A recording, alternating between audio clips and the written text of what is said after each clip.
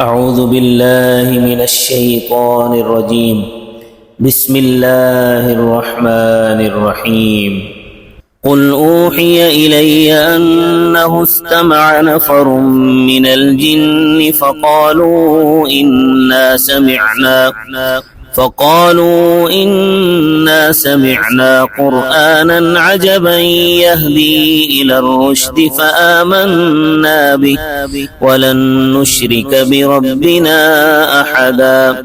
وأنه تعالى جد ربنا ما اتخذ صاحبة ولا ولدا وأنه كان يقول سفيهنا على الله شططا وأنا ظننا أن لن تقول الإنس والجن على الله كذبا وأنه كان رجال من الإنس يعوذون برجال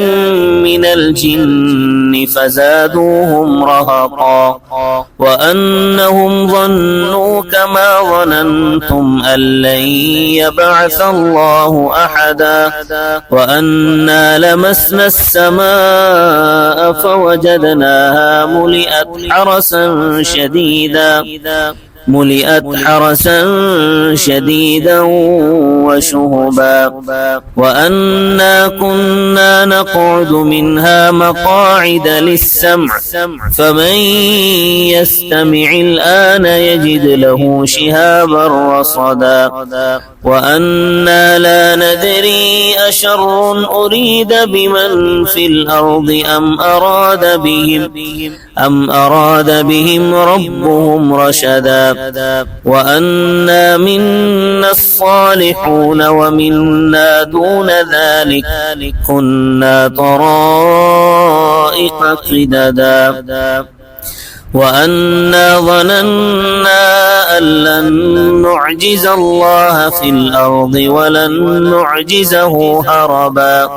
وأنا لما سمعنا الهدى آمنا به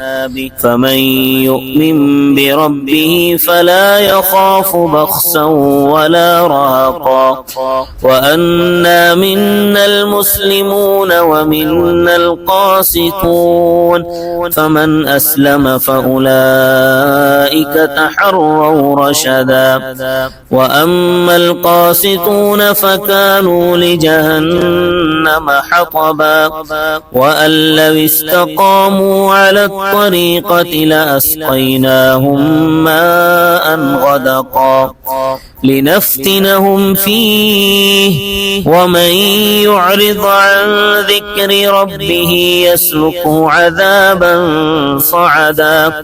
وأن المساجد لله فلا تدعوا مع الله أحدا وأنه لما قام عبد الله يدعوه كادوا يكونون عليه لبدا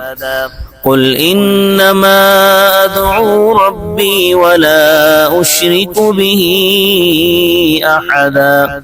قل إني لا أملك لكم ضرا ولا رشدا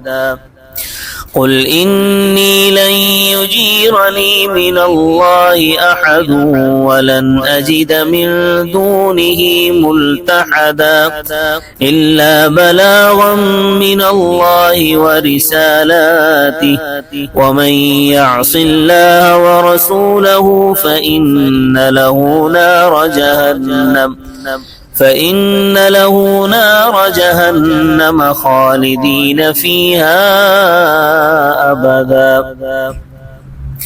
حتى إذا رأوا ما يوعدون فسيعلمون من أضعف ناصرا وأقل عددا قل إن أدري أقريب ما توعدون أم يجعل له ربي أمدا عالم الغيب فلا يظهر على غيبه أحدا إلا من ارتضى من رسول فإنه يسلك من بين يديه فإنه يسلك من بين يديه ومن خلفه رصدا